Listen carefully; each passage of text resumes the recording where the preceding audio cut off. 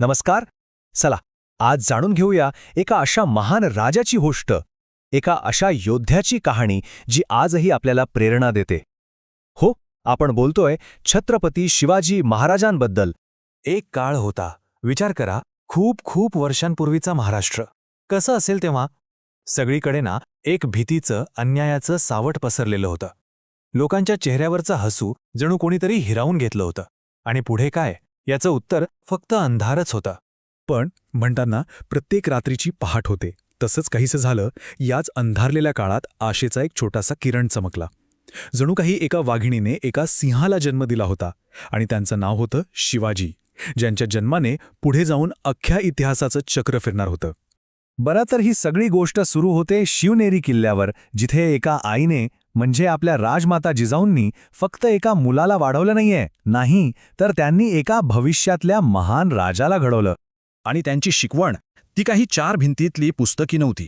राजमाता जिजाऊ त्यांना गोष्टी सांगायच्या, कुळाच्या, तर रामायण आणि महाभारतातल्या मोठमोठ्या वीरांच्या शौर्य म्हणजे काय हे त्या कथांमधूनच त्यांच्या मनात रुजवत होत्या. आणि त्यांचे खेळ, अरे वा, ते तर आणखीच भारी. आपल्या सवंगड्यांसोबत म्हणजे मावळ्यांसोबत मातीचे किल्ले बनवायचे, ते लढवायचे. खरं तर ते खेळ नव्हतेच, ती होती भविष्यातल्या एका मोठ्या लढाईची, एका मोठ्या रणनीतीची जणू रंगीत तालीमच. आणि ह्या सगळ्या शिकवणीचं सार होतं एका वाक्यात. जिजाऊंनी त्यांना एक असं ध्येय दिलं जे त्यांच्या अख्खं आयुष्य व्यापून टाकणार होतं. हे नुसतं शब्द नव्हते, ही एक प्रतिज्ञा होती जी त्यांच्या रक्तात भिनली. आणि मग काय, हेच ध्येय त्यांना एका अशा वळणावर घेऊन आलं जिथून मागे फिरण्याचा प्रश्नच नव्हता. एक असा क्षण, एक असा निर्णय ज्याने सगळं काही बदलून टाकलं. आणि त्यांचं वय काय होतं तेव्हा? फक्त 16 वर्ष. अहो, विचार करा जरा, 16व्या वर्षी आपण काय करतो? आणि त्यांनी केवढा मोठा, केवढा धाडशी निर्णय घेतला होता. त्यांच्या या मोठ्या निर्णयाच्या केंद्रस्थानी एकच शब्द होता: स्वराज्य. आता स्वराज्य म्हणजे नेमकं काय, असा प्रश्न पडू शकतो.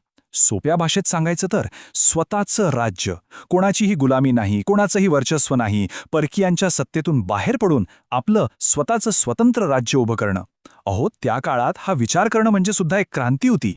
आणि मग तो ऐतिहासिक क्षण आलाच. रायरेश्वराच्या मंदिरात आपल्या सगळ्या जीवाभावाच्या सवंगाड्यांना साक्षी ठेवून त्यांनी शपथ घेतली की आता बस, आता आपण दुसऱ्याची गुलामी करायची नाही, आपण आपलं स्वतःचं राज्य, आपलं हिंदवी स्वराज्य उभं करायचं.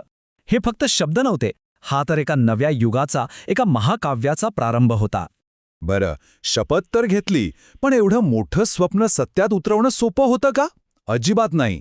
मग त्यांनी ते कसं प्रत्यक्षात आणलं? चला, त्यांच्या काही अविश्वसनीय पराक्रमांवर एक नजर टाकूया.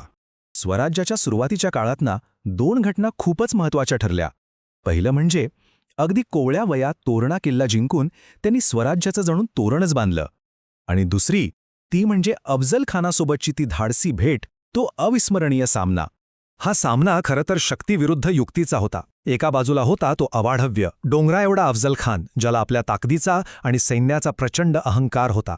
आणि दुसऱ्या बाजूला कोण? आपले शिवराय आणि त्यांची तीक्ष्ण बुद्धी.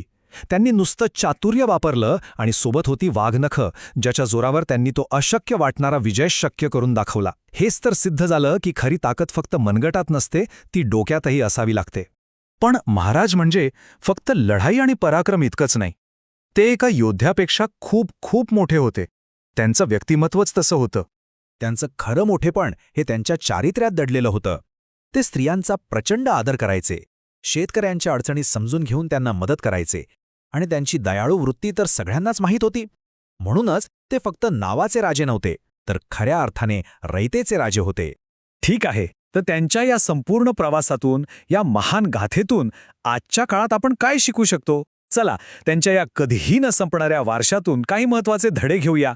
त्यांच्या आयुष्याचा जर एक सगळ्यात मोठा संदेश कोणता असेल ना, तर तो हा आहे: परिस्थिती कशीही असो, कितीही वाईट असो, हार मानायची नाही. अहो, त्यांच्यावर किती संकट आली, जवळची माणसं सोडून गेली, पण ते आपल्या ध्येयापासून 1 इंचही मागे हटले नाहीत. हीच चिकाटी, ही जिद्द त्यांची खरी ताकद होती. त्यांच्या आयुष्याकडे पाहिलं ना की आपल्याला काही खूप साधे पण तितकेच महत्त्वाचे धडे मिळतात. पहिला, नेहमी आपल्या आईवडिलांचा आदर करा. दुसरा, एकट्याने नाही तर मित्रांना सोबत घेऊन एकजुटीने काम करा. आणि तिसरा, जो सगळ्यात महत्त्वाचा आहे, कुठेही अन्याय होत असेल तर गप्प बसू नका, त्याविरुद्ध आवाज उठवा.